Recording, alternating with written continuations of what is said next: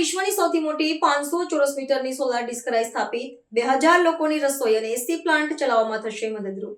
વડોદરામાં પર્યાવરણ સંરક્ષણ અને સૌર ઉર્જાના ક્ષેત્રમાં એક નવો ઇતિહાસ રચાયો છે, જ્યાં વિશ્વની સૌથી મોટી ગણાય તેવી વિશાળકાય સોલાર ડિસ્ક કાર્યરત કરવામાં આવી છે।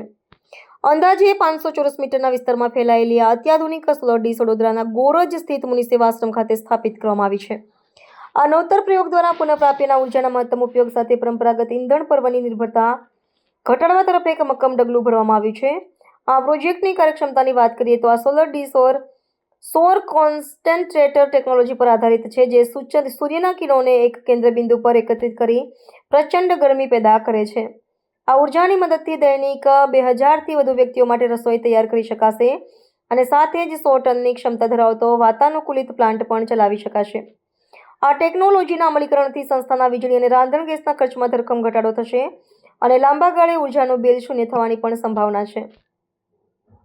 પર્યાવરણીય દૃષ્ટિકોણથી આ પ્રોજેક્ટ અત્યંત મહત્વપૂર્ણ સાબિત થશે, કારણ કે અગાઉ અહીં રસોઈ માટે દૈનિક આશરે 1000 કિલોગ્રામ લાકડાનો ઉપયોગ કરવામાં આવતો હતો। હવે સૌર ઉર્જાના સીધા ઉપયોગથી લાકડાનું દહન સંપૂર્ણપણે બંધ થશે, જેના પરિણામે કાર્બન ઉત્સર્જનમાં મોટો ઘટાડો થશે અને વનસ્પતિ સંપત્તિનું જતન થશે। આ ગ્રીન ટેકનોલોજી આગામી સમયમાં ઔદ્યોગિક એકમો માટે પણ પ્રેરણારૂપ બનશે અને પ્રદૂષણ મુક્ત ઉર્જાના વિકલ્પોને પ્રોત્સાહન આપશે।